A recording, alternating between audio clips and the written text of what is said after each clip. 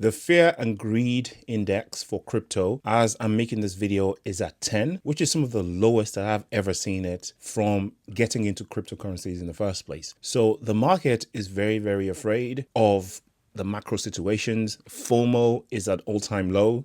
So at least amongst retail, a lot of people are selling their tokens, are panic selling. But I saw a tweet that was quite interesting and a response that was quite interesting. The tweet itself came from Bitwise, and they were talking about their ETFs that they released, and they reckon these are pretty good numbers. 25.7 million in trading volume, 107.6 million in AUM, and they talk about the fees, and they feel this is good, judging by the let's go that comes after it. And the more important part, or the more interesting part for me, is by the XRP zone that replied basically by stating the same thing and then translating to English pretty much for other people to understand. Translation: Wall Street just bought 55 million XRP in 24 hours while you were panic selling at $1.85. The supply shock isn't coming, it's already here. See you at $5. So that's quoting that person. That's not what I am saying. By the way, YouTube, nothing I say in this video is financial advice of any kind. This is for information and entertainment purposes only.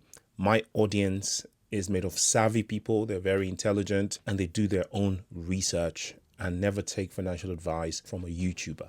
So having said that, sentiments are pretty low, and I can't blame people for feeling low. You know, in the Northern Hemisphere anyway, we're moving into the shortest days of the year. The sun sets really early. The weather is getting really cold. Today, it's really rainy and depressing. I know you guys saw me walking around in the sun yesterday, but all of these add to the already gloomy situation. I went to the shops today to try and do some grocery shopping, and I don't understand how people are coping with the price of things. A pack of eggs that I bought cost me £5, which used to cost me barely over £3 just a few months ago. I don't see how people are coping with this level of inflation and hike in prices. Energy prices are going up as they do every year. The government try to discount some people that they have identified to be people that might be suffering. But the whole point is, at least here in the UK, the cost of living has stratospherically hiked in the last few years. The government is looking at increasing taxes. Things are not looking very good. And in the midst of all of this, you have the global economic crunch where, you know, governments are tightening up. Some governments are trying to add liquidity to the system to try and help some people out. In Japan, for instance, the United States is another one. And the relationship actually between these two countries is affecting the market as well, as some people are selling their stocks, especially risky ones that are associated with crypto or crypto-based companies or tech companies are losing out. There's also some uncertainty with the Nvidia report that's caused a bit of uncertainty. So that caused some issues with the charts, but things just not looking very good. If you look at Bitcoin, it's pretty much a straight line down. Well, it's not, it's a straight line up if you look at the bigger picture, but you know, 24 hours bouncing around, 1 week, that's the bad one, right? You can see it's just basically trending downwards. And it's the same story if you look at XRP or anything else. Let's look at the XRP chart. That even looks worse, to be honest. It looks like it's just sort of nose diving. But as some people have pointed out, actually, if you compare them, the XRP chart is outperforming Bitcoin. XRP is the blue, Bitcoin is the red. So actually measured against Satoshi's, XRP is actually going, you see a gradual line up. I don't have the graph here, but you see it gradually sort of decoupling away from Bitcoin, which is what we like to see. In terms of news, obviously, Grayscale is to launch ETFs, not just XRP. There's also Dogecoin on the New York Stock Exchange on Monday. So we're looking forward to that. There might be more inflows coming in. Things might have actually gotten better. Another thing is, of course, now it's Saturday, so the inflows are a little bit low, and that's, you know, in proportion to the fact that there's low trading volume over the weekends because the stock market is shut. So even though the crypto markets are open, the actual stock markets that now contribute quite a significant amount to trading volumes in crypto are closed. So, you know, the order books are thin. This is when the market makers can wreak havoc on your trades. So be very careful with your leverages. Man, I wouldn't touch leverage at all at this time because it's just too dangerous. What I do is dollar cost average and hodl and hope for better times, which should be arriving soon.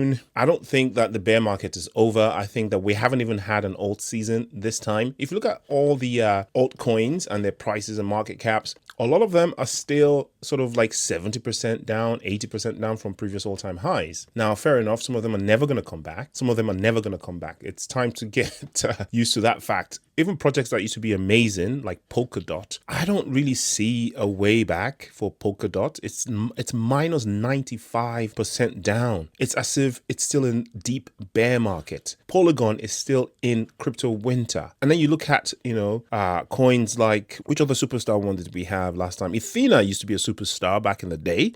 Look at this. It's 84% down, man. So you look at XRP, for instance. XRP is doing much better. It's 50% down. Obviously, it was at all-time highs already this year, if you count the, depending on what you count to be the all-time highs.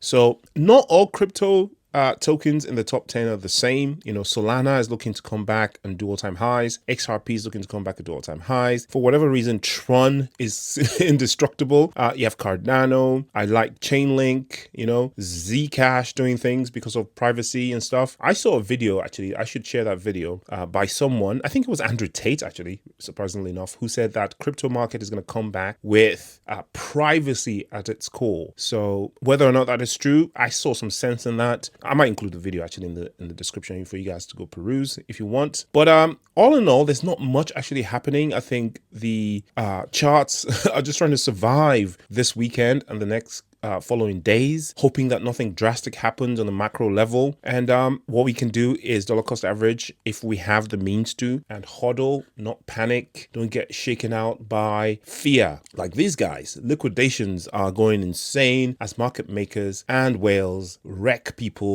with leverage on the exchanges and what have you. So you can see that XRP is doing pretty well actually on this liquidation scale, way down at 7 million in the last 24 hours. I know that's still a lot, but it's nothing compared to the 136 million of Bitcoin or Ethereum going the other way. That's surprising. 81 million. Of course, Ethereum was also liquidated in the long direction. It just so happens that in the last 24 hours, more shorts were liquidated than long. So it's a net short liquidation is what we're seeing here. So be very careful. Hodl. I'll see you in the next one. Not financial advice. See you in the next video. Bye.